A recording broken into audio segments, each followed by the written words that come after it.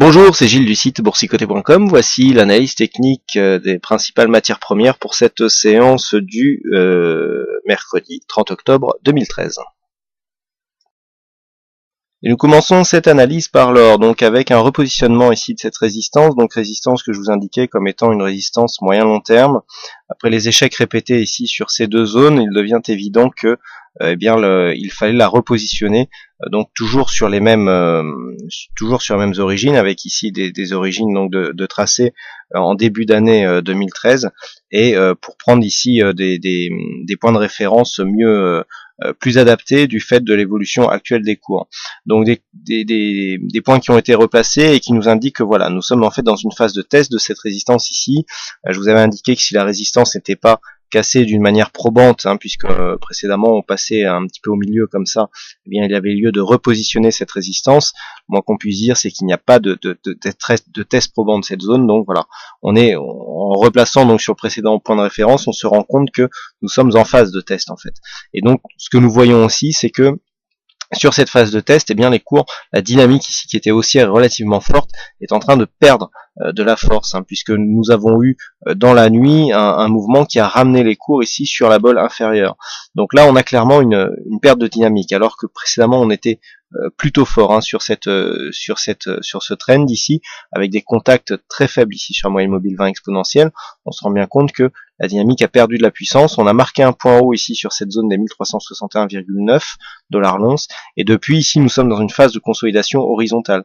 Consolidation horizontale, du point de vue des indicateurs, on est redevenu neutre. Le MACD par contre nous indique ici un regain de dynamique ici à la hausse.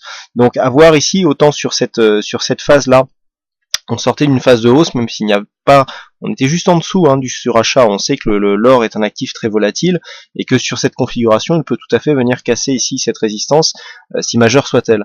Le problème, c'est que là, nous avons une perte de dynamique, donc les cours qui se sont mis à évoluer d'une manière horizontale. Là, on a retrouvé un petit peu de dynamique. On voit ici, du point de vue du MACD et avec les indicateurs qui sont mieux placés, qu'on est mieux positionné ici pour créer une rupture de cette zone de résistance, mais pour l'instant, elle ne vient pas. Donc la zone à surveiller sera la zone ici des 1360. 1362 même, je dirais, puisqu'elle correspond ici au récent point haut significatif que nous avons eu ici sur ce contact de 28. Donc, tant que nous restons sous cette zone, il est toujours possible ici d'avoir un quasi double top. Vous voyez qu'on est venu ici. Alors là, voilà. Si on considère ici que nous avons une phase de hausse, avec ici l'inscription d'une zone de point bas, deuxième phase de hausse ici qui vient s'inscrire quasiment sur les mêmes niveaux que le précédent point haut.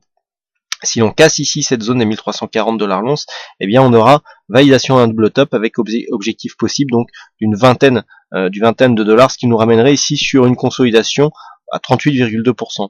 Donc rien n'est perdu. Vous voyez que même si on casse ici cette zone, bien c'est clair qu'on cassera la dynamique, puisque on cassera un point bas significatif, mais du fait qu'il n'y a pas eu de nouveau point haut, eh bien ça sera la suite logique. Donc en absence de cassure, le fait de revenir ici sur cette zone des 1340 marquera un possible signal de retournement.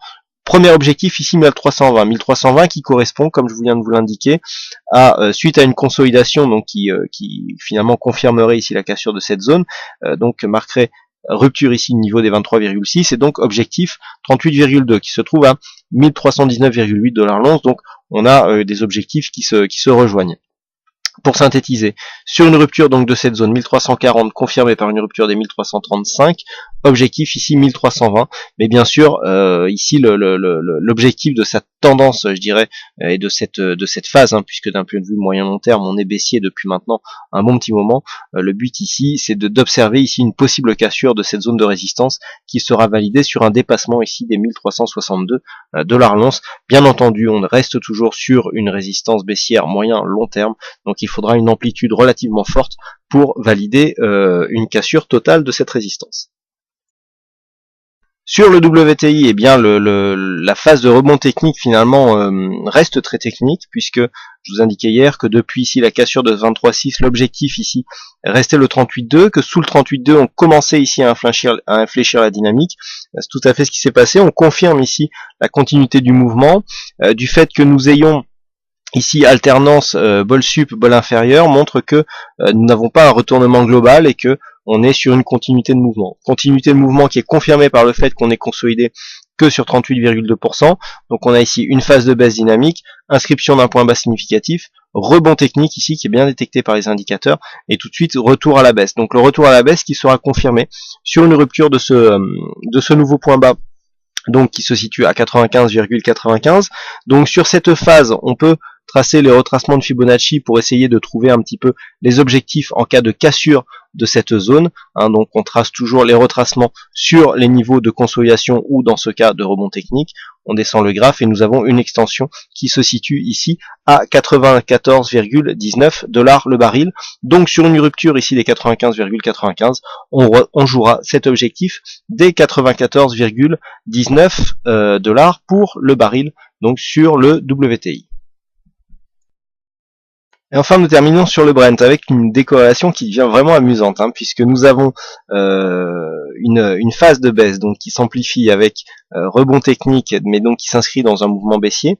Et là, nous avons exactement l'inverse, pourtant avec deux sous-jacents. Je parle bien sûr du WTI par rapport au Brent, qui sont normalement assez bien corrélés. Donc là, si on regarde bien, on a ici une phase de hausse avec ici une phase de consolidation qui s'inscrit juste au-dessus des 38,2%. Nous avons un rebond technique sur le WTI, je le rappelle, et un retour ici sur cette zone de point haut.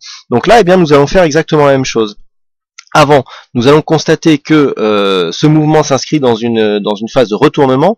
Nous étions ici dans un mouvement baissier, nous étions ici sur un rebond technique dans un premier temps, qui finalement s'est affranchi de cette moyenne mobile 20 exponentielle, qui est venu marquer un contact ici avec cette bolle sup. On revient ici sur la moyenne mobile 20 exponentielle, consolidation du mouvement haussier au-delà des 38, au-delà, qui est avec un retracement inférieur à 38,2%, donc on se retourne au-dessus, donc quasi contact avec la moyenne mobile 20 exponentielle. Le contact n'a pas eu lieu, puisqu'au moment où les cours ici étaient sur cette zone, la moyenne elle était plus basse.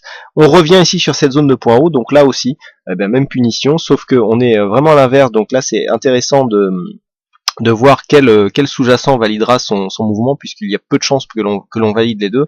Donc sur une cassure ici de cette zone des 109,68 $ le baril, eh bien nous avons un objectif à 110,43. Alors objectif qui s'inscrit à l'intérieur du range d'évolution moyen terme, puisque du point de vue du Brent, eh bien on est ici sur une évolution assez horizontale.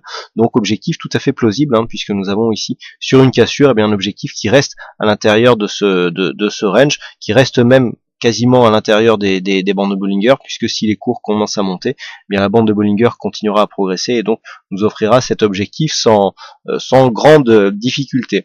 Donc un biais qui reste haussier d'un point de vue court terme sur le Brent, toutefois un niveau d'invalidation qui se situe sur le plus bas de cette bougie, à savoir les 108,46 $ le baril. Voilà donc ce que nous pouvons dire sur l'analyse technique de ces principales matières premières. Il ne me reste plus qu'à vous souhaiter à toutes et à tous une bonne soirée, bonne chance dans vos prochains trades, et on se retrouve donc dès demain pour d'autres analyses techniques en vidéo sur le site boursicoté.com. Bonne soirée à tous et à bientôt.